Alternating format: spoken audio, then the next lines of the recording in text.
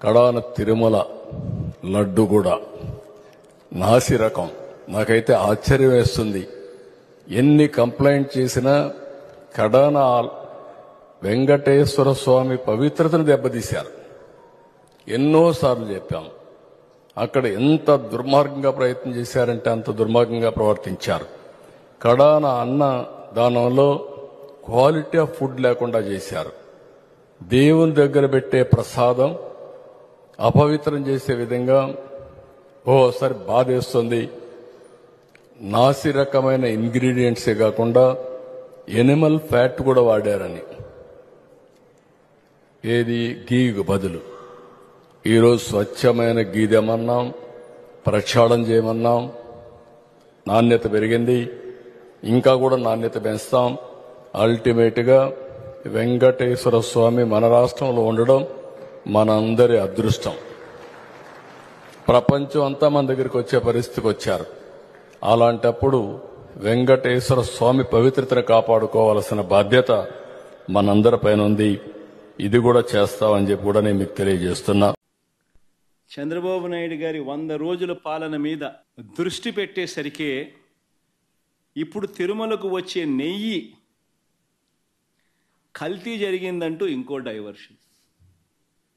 ఇది నిజంగా అన్నిటికన్నా ఇంకా ఆశ్చర్యం కలిగించే పెద్ద డైవర్షన్. ఎందుకనంటే చంద్రబాబు నాయుడు అనే వ్యక్తి ఎంత దుర్మార్గుడు, ఎంత అన్యాయస్తుడు అని అంటే నిజంగా దేవుడిని కూడా రాజకీయాల కోసం వాడుకోగలగాలి అని ఆలోచన చేయగలిగిన వ్యక్తి ప్రపంచ చరిత్రలో ఎవడు ఉండడు.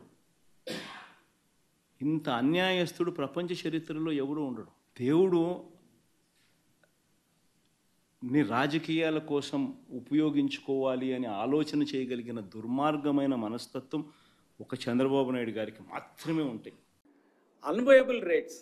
ఇప్పుడు గీ సప్లై చేయాలంటే, ప్యూర్ గీ కౌ గీ సప్లై చేయాలంటే దానికి ఒక వైబుల్ రేట్ ఉంటుంది. ఎవరు కూడా ఫ్రీగా సప్లై చేయరు. సప్లయర్స్ ఎవరు, వాళ్ళకి అది బిజినెస్. అది 320 రూపాయల నుంచి 411 రూపాయలు కేజీకి ఉన్నాయి.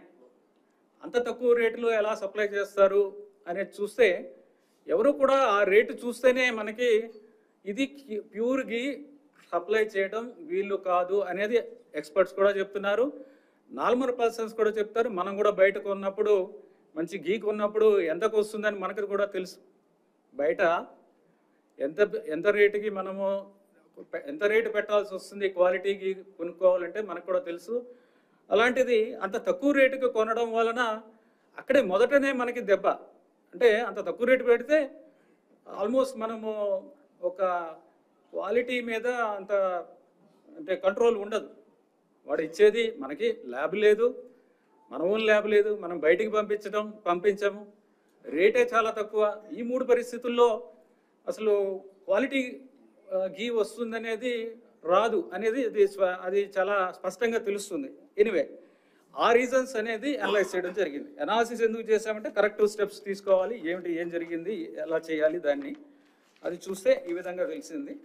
సో ఉన్న సప్లయర్స్తో గట్టిగా బ్లాక్ లిస్ట్ చేస్తామని చెప్పిన తర్వాత అందరూ కూడా క్వాలిటీ సప్లైస్ అన్నీ కూడా శాంపుల్స్ బాగానే ఉన్నాయి.